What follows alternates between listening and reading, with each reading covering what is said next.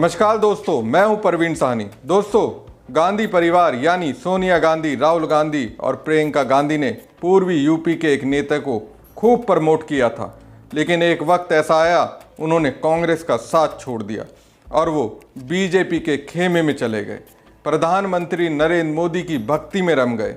जया बच्चन ने गांधी परिवार से धोखेबाजी करने वाले इस नेता की जबरदस्त तरीके से क्लास लगा दी। ऐसी फटकार लगाई कि उनका चेहरा देखने वाला था। सपा सांसद जया बच्चन ने कांग्रेस से गए बीजेपी के उस सांसद को जमकर फटकार लगाई। उसे देखकर ये समझ जाएंगे राहुल गांधी से सपा अध्यक्ष अखिलेश यादव से कैसे रिश्ते हैं। इसके साथ ही सवाल यह है कि आखिर किस बात पर जया बच्चन ने गांधी परिवार से धोखेबाजी करने वाले सांसद की क्लास लगा दी, उन्हें अपने गुस्से का शिकार बनाया। आखिर उस नेता ने ऐसा क्या कहा कि संसद में जया बच्चन का गुस्सा फूट गया? क्यों कहने लगी आप बकवास कर रहे हैं? सुनिए जया बच्चन ने क्या कहा। श्रीमती जया अमिताभ बच्चन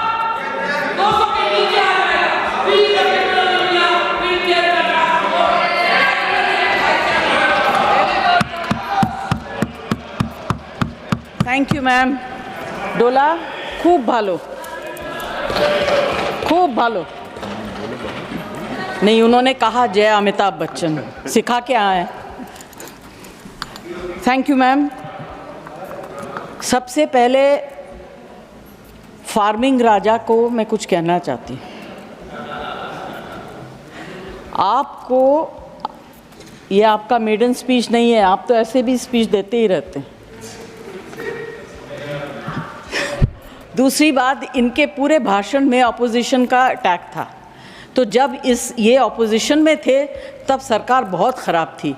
अब ये गवर्नमेंट में आ गए तो सरकार बहुत अच्छी होगी। बाद में बोलिए।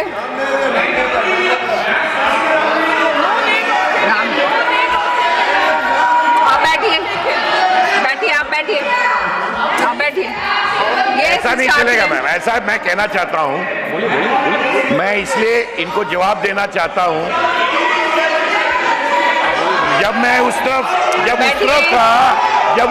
था तो इनको जो उनके बगल में बैठते थे उनको रोज गाली देती थी। आज गले मिल रही हैं उन्हीं से। मुझे क्या बात कर रहे हैं? मैं साफ तौर से कहना चाहता हूँ कि जो मैंने पढ़ा, जो बढ़िया हुआ है, जो देश को आगे ले जा रहा है, मैं देश के साथ रहना चाहता हूँ। उस निराशवादी लोगों के साथ जो देश में रोड़ा बन रहे हैं, उनके साथ कोई भी देश में नहीं रहना चाहेगा। और मैं जो भी देश का भलाई चाहता है, मैं चाहूंगा कि वो इधर आए।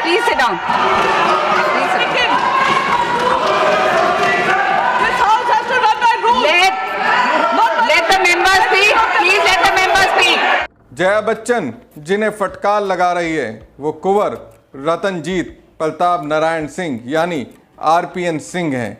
इन्हें पडरौना का राजा साहब कहा जाता है। जया बच्चन इन्हें फार्मिंग राजा कह रही हैं। आरपीएन सिंह 2019 के लोकसभा चुनाव में कांग्रेस के टिकट पर कुशीनगर से हार गए थे और फिर जनवरी को कांग्रेस से छल करते हुए 2022 में वो बीजेपी में शामिल हो गए। आरपीएन के पिता कुंवर सीपीएन सिंह कुशीनगर से सांसद थे। वह 1980 में इंदिरा गांधी कैबिनेट में रक्षा राज्य मंत्री भी रहे। आरपीएन सिंह यूपी के कुशीनगर के पडरौना से 3 बार कांग्रेस विधायक रहे। वो 1996, 2002 और 2007 में कांग्रेस से विधायक रहे। 2009 में वो लोकसभा चुनाव जीतकर सांसद बने। यूपीए सरकार में उन्हें गृह राज्य मंत्री का पद भी दिया गया। वो कई बार लोकसभा का चुनाव लड़े, सिर्फ एक बार ही जीत मिली। फिर भी वो गांधी परिवार के चहेते नेताओं में से एक रहे। वो कांग्रेस की राष्ट्रीय टीम का भी हिस्सा रहे। जब 2009 में उन्होंने पहली बार लोकसभा चुनाव जीता था तब मनमोहन सरकार में उन्हें मंत्री बनाया गया था। वह पेट्रोलियम, राज्य मार्ग और भूतल परिवहन मंत्री भी रहे। अब कांग्रेस की ओर से आरपीएन सिंह को इतना दिया गया, लेकिन जब कांग्रेस यूपी में बुरे दौर से गुजर रही थी तो ये फार्मिंग राजा कांग्रेस को छोड़कर बीजेपी के खास हो गए। इसलिए जब बजट पर आरपीएन सिंह ने कहा, वाह क्या बजट है, तो जया बच्चन ने उनको आईना दिखा दिया। जया बच्चन आरपीएन सिंह को फटकार लगाने के बाद फिल्म इंडस्ट्री की आवाज़ बुलंद कर रही थी। वैसे भी दोस्तों, बॉलीवुड की वेटरन एक्ट्रेस और सपा सांसद जया बच्चन को अपनी बातों को बेबाकी से रखने के लिए जाना जाता है। सोशल मीडिया पर कई बार उनके वीडियो आते हैं जहां वो पेप्स को सख्ती से बात करते हुए नजर आती हैं। जया बच्चन ने बजट में फिल्म इंडस्ट्री को कोई मदद नहीं दिए जाने का मुद्दा उठाया और कहा कि सरकार ने फिल्म इंडस्ट्री को पूरी तरह से नज़रअंदाज किया है।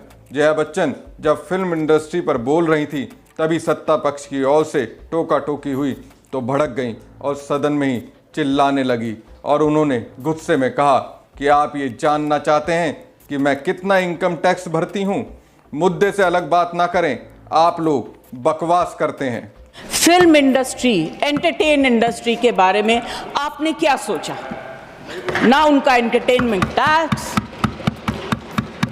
जीएसटी तो छोड़ दीजिए, हालत इतनी ख़राब है, सिंगल स्क्रीन सारी बंद हो गई हैं, छोटी छोटी स्क्रीन्स हैं, वहाँ भी लोग पिक्चर देखने नहीं जाते हैं क्योंकि सब कुछ इतना महंगा हो गया है। आप क्या इस इंडस्ट्री को ख़त्म करना चाहते हैं?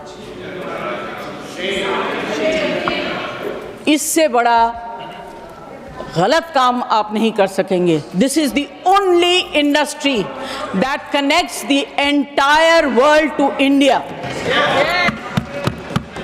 फिल्म